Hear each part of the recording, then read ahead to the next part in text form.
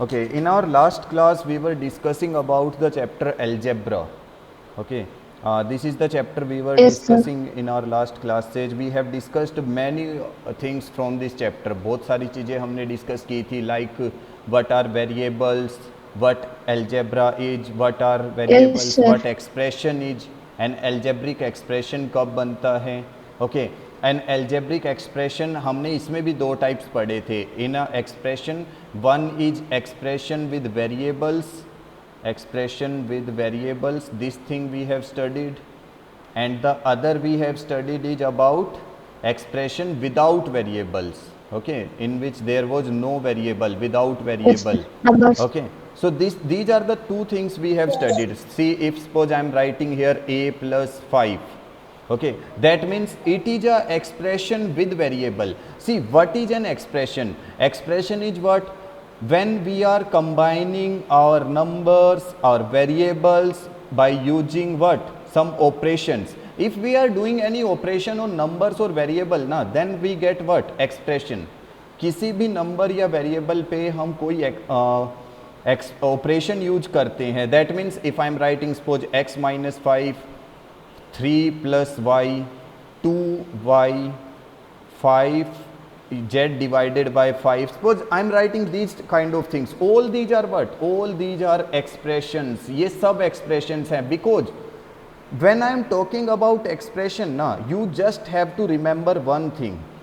Whenever we are doing some operation, जब भी हम कोई ऑपरेशन करते हैं, operation means we are doing plus, minus, multiply, divide, any operation we are doing. Addition. Okay, if we are doing these operations on what? On numbers or variables. See, अगर मैं यहाँ पे लिखता हूँ, suppose I am writing 7 plus 5 minus 2, that means what? It is also an expression. ये भी क्या है? एक expression है, but this time it is Expression. without variable. Because it is not having any variable. तुम लोग अच्छे से देख सकते हो इस वाले में कोई Sir. वेरिएबल नहीं है, but I am having some operations. देखो, मैंने ऑपरेशन यूज किया है. I have used operations and I have used operation on numbers only. सिर्फ नंबर्स पे यूज किया है. That means this time I am using operation on numbers, but here I am using operation on what? On variable as well as number. दोनों चीज़ें combine की है मैंने. So that means whenever we will be using any operation on variables, on numbers, if we are having any operation ना, that means we are talking about a expression. तब हम expressions की बात करते हैं. और उसमें in this thing also you have to remember one or two simple terms. Operations, expressions को याद रखना है विदाउट वेरिएबल और विद वेरिएबल. कि विद वेरिएबल कौन सा होता है? विदाउट वेरिएबल, जिसमें वेरिएबल, जिसमें कोई अल्फ़ाबेटिकल लेटर नहीं दिखता है. That means it is what? Only numbers are you are seeing. That means it is expression without variable. But if you are able to see any a b c z y x anything, that means it is expression with variable. So these are the things we have discussed in our last class also.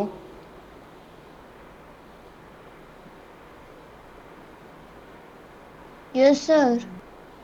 Now we will be discussing about equation. See, अभी हमने discuss किया about expression. Now we will be discussing about equation. That is most important thing we will be discussing from the chapter. See, expression you all know. Expression मैंने अभी तुम लोगों को अच्छे से बताया. Suppose I have written x minus 3, 2 minus y, z divided by 7, 4 multiply by a. Okay, all these are expression. मैंने अभी बताया था expression are what? When we are doing operation on numbers or variables. जब हम numbers पे operation करते हैं या variables पे, तो expression. Then what is a equation? तो equation क्या है? Just simply, बहुत अच्छे से, बहुत ध्यान से समझो. अगर किसी एक्सप्रेशन में, if in any expression you are seeing an equal sign, अगर किसी एक्सप्रेशन में you are seeing an equal sign, that means in any expression if equal sign is there then it becomes what, equation. देखो यहाँ पे ना equation इस word से ही समझ जाओ, इक्वेशन में क्या आ रहा है, ई Q U A, that means equal वाला।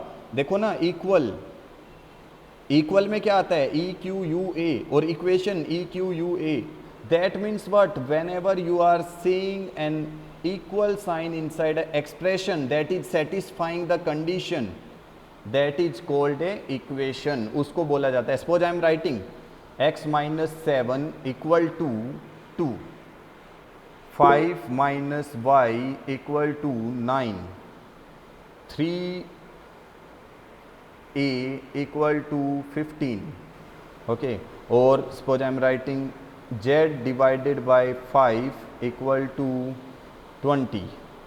सो ऑल दीज आर व्हाट, जो मैंने यहाँ पे लिखा हुआ है ये सब क्या है, all these are what, these are equations, because you can see an equal sign in all these, in सब में देखो जितनी भी मैंने यहाँ पे चीजें लिखी हैं, this one this one this one this one, all these are satisfying the equal condition on left and right side, so these are equation, but how they are satisfying. अब ये चीज समझना है कि मैंने ये बोला कि ये लेफ्ट और राइट साइड में सेम कंडीशंस आ रही हैं, तो कैसे आ रही हैं, how you are saying this thing कि सेम कंडीशन है।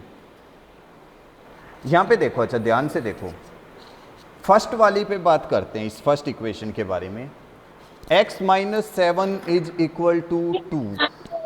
मैं बता रहा था तुम लोगों को कि किस तरह से यहाँ पे हम कह रहे हैं कि ये लेफ्ट साइड, देखो एक इक्वेशन की जब हम बात करते हैं ना, जब हम किसी इक्वेशन की बात करते हैं तो हमारे पास क्या मिलता है इक्वेशन में, फर्स्ट थिंग तुम लोगों ने क्या समझा, that you will be having an equal sign, ये चीज़ तुम समझ आ गई कि भाई एक इक्वेशन में हमें क्या मिलेगा, what we will get, equal sign. Second thing, in equation you will be having two sides, दो साइड्स आएंगी, one is on this side of equal, this side we will call it as left hand side, and this side we will call as right hand side, we will get left hand side, right hand side, so this side we are getting left hand side, right hand side। now just see this first one, ये first case देखो, x minus 7 equal to 2, in the left hand side we are having x minus 7, in the right hand side we are having this 2। अच्छा एक चीज सोचो, when we are having equal का मतलब क्या होता है, इक्वल का मतलब होता है that both sides should be same, बिल्कुल सेम आना चाहिए ना, तभी तो हम इक्वल बोलते हैं। The same thing if we are talking about left hand side and right hand side, that means here we are having right hand side as 2, that means this variable should be having some value ना, इस variable की कुछ तो value होगी ना, then it is coming equal, तभी वो equal आएगा। so what should be the value of this x, क्या value होनी चाहिए, it should be 9। वाई देखो 9 माइनस 7, अगर तुम 9 माइनस 7 करोगे तो क्या आएगा, इट विल बी 2 ना, so x should be equal to what, 9। Are you getting, ये x किसके इक्वल होना चाहिए, 9 के। तब देखो अगर मैं यहाँ पे x की जगह 9 पुट करूंगा, 9 माइनस 7, 9 माइनस 7 करने पे 2, और देखो ये 2 हमारा राइट हैंड साइड वाले 2 के इक्वल आ गया। That means in every equation you will get some value of variable, हर एक इक्वेशन में तुम्हारे पास कुछ ना कुछ वैल्यू आती है वेरिएबल की, that satisfied the condition of the equation, वो कंडीशन को सेटिस्फाई करती है। कौन सी कंडीशन को, the condition is left hand side and right hand side should be equal. Okay, now in the second part अगर मैं कहूँ कि 5 minus y is 9, then how much this y should be, y कितना होना चाहिए यहाँ पे, शुड इट बी -4, क्या मैं बोल सकता हूँ y की वैल्यू -4 हम रख सकते हैं। अब तुम कहोगे कि सर -4 क्यों रखा, देखो ना 5 है मेरे पास ये वाला, ध्यान से देखना इसको, this 5 I am having, then I am having this minus sign, then in place of y, यहाँ पे देखो ये है y, मैंने देखो 5 को कुछ नहीं किया, I have written same, minus sign भी same, then in place of this y I am writing -4। अब देखो -4 रखने से क्या होगा, what will happen, this minus and this minus will be what, plus. So 5 plus 4 is it getting 9? क्या वो हमारा राइट हैंड Yes, साइड के इक्वल आ गया?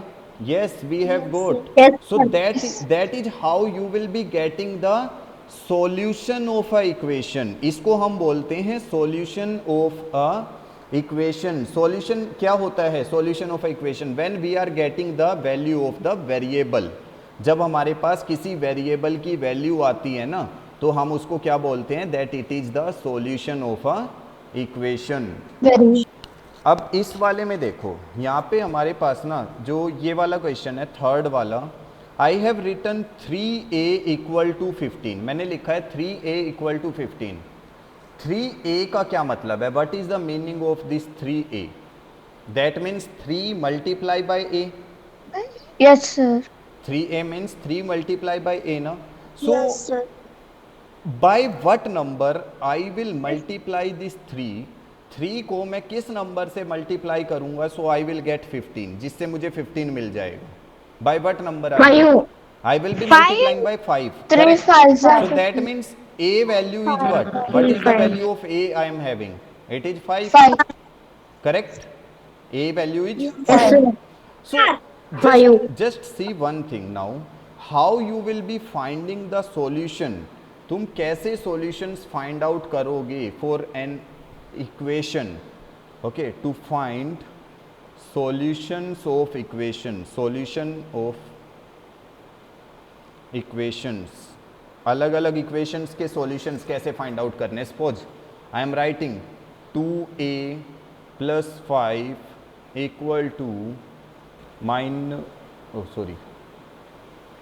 equal to 19। suppose I am writing this thing। now how you will be finding the value of a? तुम a की value कैसे find out करोगे? देखो बहुत ध्यान से देखना, एक चीज समझ लो, if anything we are having equal sign, हाँ अगर हमारे पास इक्वल साइन है, if anything is in the plus, अगर वो इस साइड में प्लस है on the left side, and I will take it to the right side, then it will be what, minus। if anything is minus on the left side, I will take it to the right side, it will be what, plus।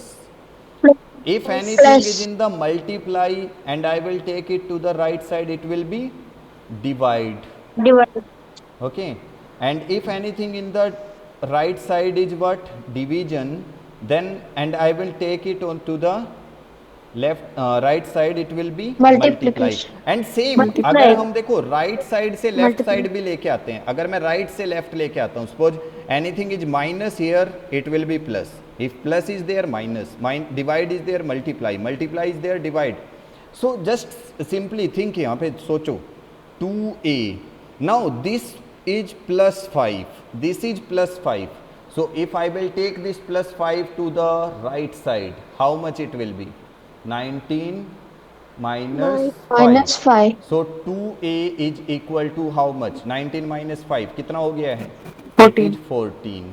and see now a equals to 14, then where this 2 will go, this 2 is what, is it in multiplication or any other thing with this a? क्या हो रहा है यहाँ पे, multiply ना, और अगर multiply होता है तो वो कहाँ पे जाता है, divide में। so it will be division by 2, so 2 1 ja 2 7 ja, what value of a we are getting, 7। so that means we have got our solution, हमारे पास अपना solution आ गया है।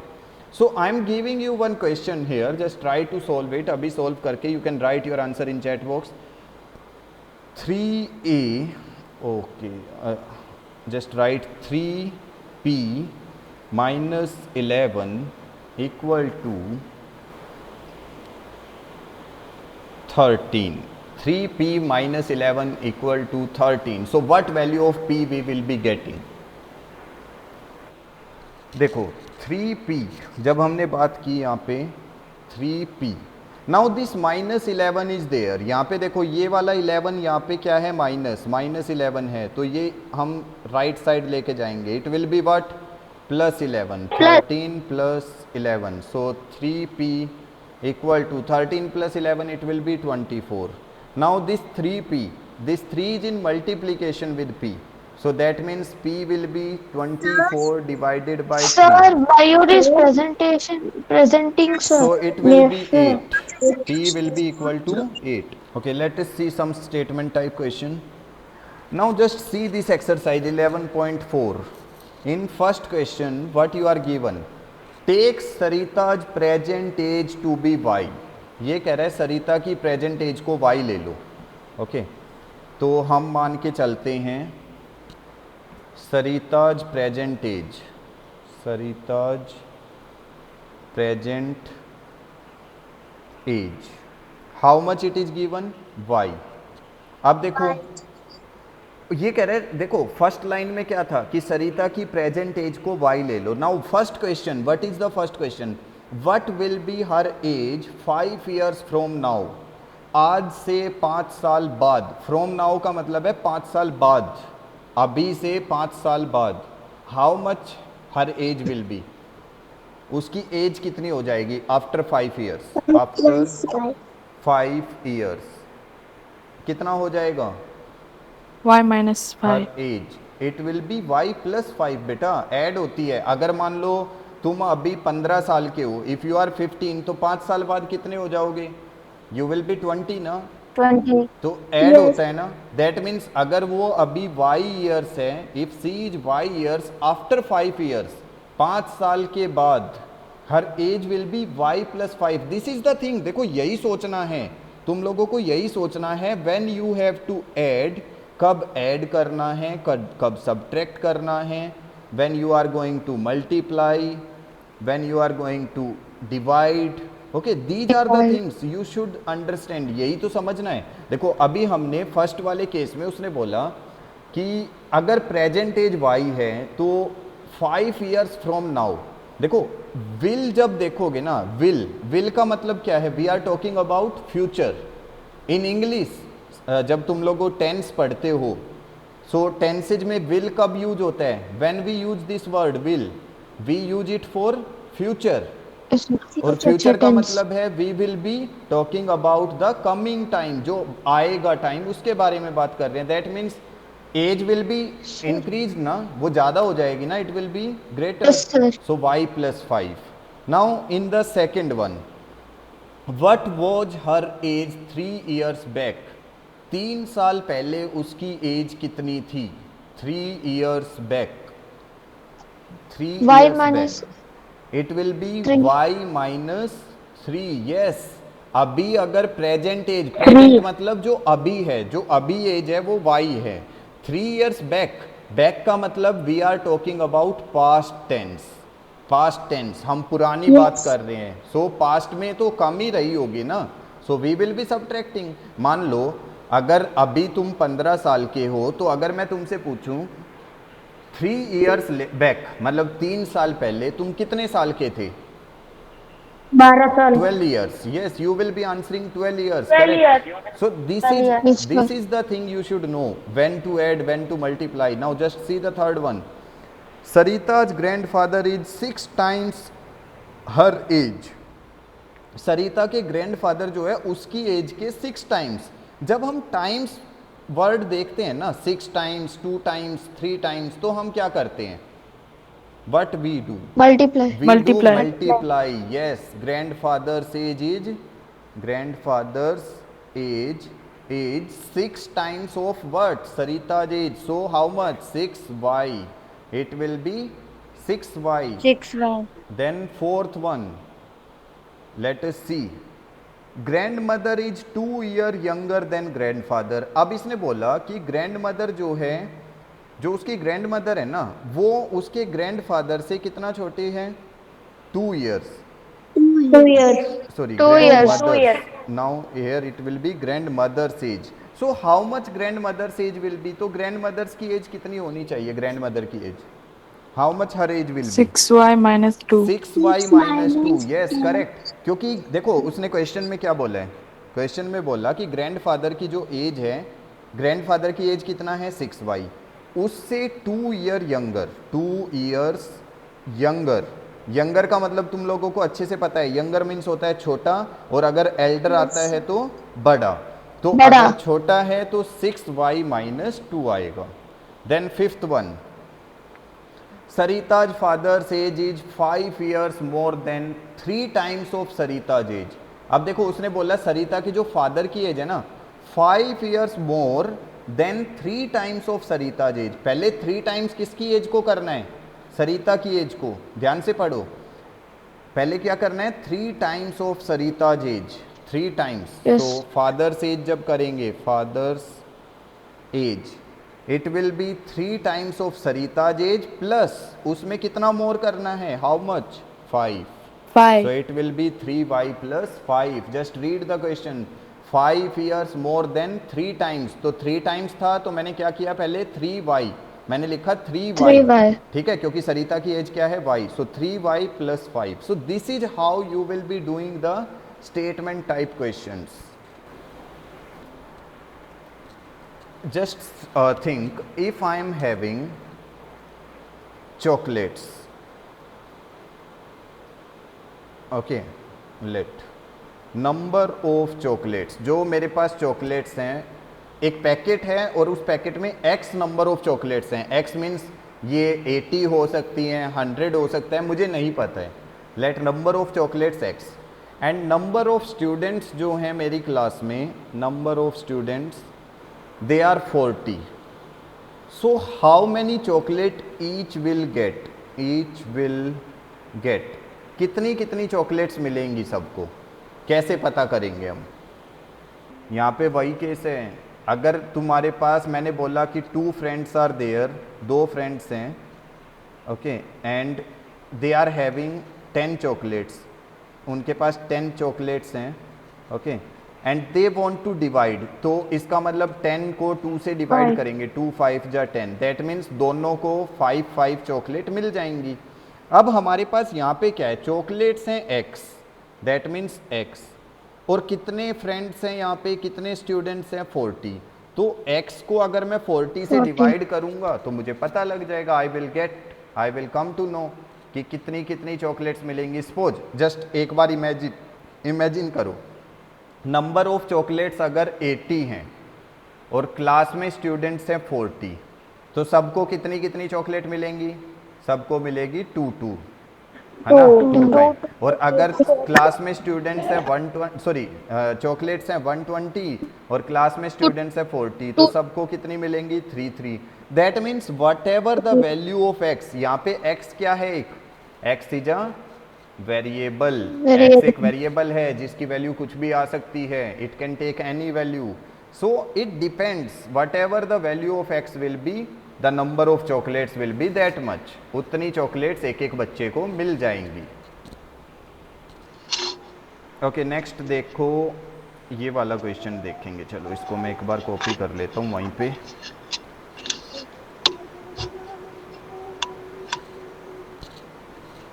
Let us see this one.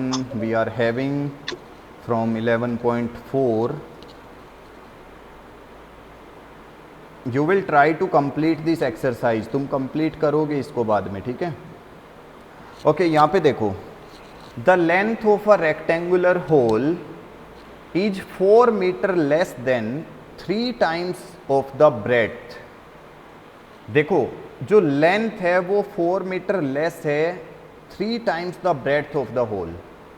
That means अगर हम breadth को मानते हैं b metres, late breadth जो हमने बोला, लेट ब्रेड्थ इज, कितना है ब्रेड्थ? b metres, 3 metre. ठीक है, ब्रेड्थ हमारे पास b मीटर है। तो इसने क्या बोला? देखो, इसने बोला कि लेंथ कितना आएगा? Length will be how much? It will be 3 times the breadth, 3 times the breadth. 3 times the breadth का क्या मतलब है? 3b। जब हमने 3 times द ब्रेड्थ किया एंड 4 मीटर लेस ऑल्सो, देखो 3 times the breadth and 4 metre less, देखो ये लिखा हुआ है 4 metre less than 3 times the breadth. इस वाली लाइन का मीनिंग समझो, 4 metre less than 3 times the breadth. पहले ब्रेड्थ को 3 से मल्टीप्लाई करना है, उसमें से 4 क्या करना है? ऐड या subtract? When less is there Subtract. we will be subtracting. So length will be how much? If breadth is b, length will be 3b minus 4. This is our answer. C part, this one I am talking about. A rectangular box has height h centimeter. देखो height कितनी दी हुई है? height is given. height is Yes, h sir. centimeter. Its length, उसकी length is 5 times the height. length जो है height के कितने times हैं? 5 times. So length will be how much? Length will be how much? It will be 5 times of height. 5 h. Why I am writing h? H. Because height is h. So length is given. देखो ना ध्यान से पढ़ो. Its length is 5 times the height. Length है 5 times of height. And breadth. अब देखो breadth पे ध्यान देना. And breadth is 10 centimeter less than the length. breadth जो है वो length से कितना कम है? 10 सेंटीमीटर लेस. सो 5h ये 10 लेंथ है सेंटीमीटर. -10. तो इस तरह से हम रिप्रेजेंट करेंगे. -10.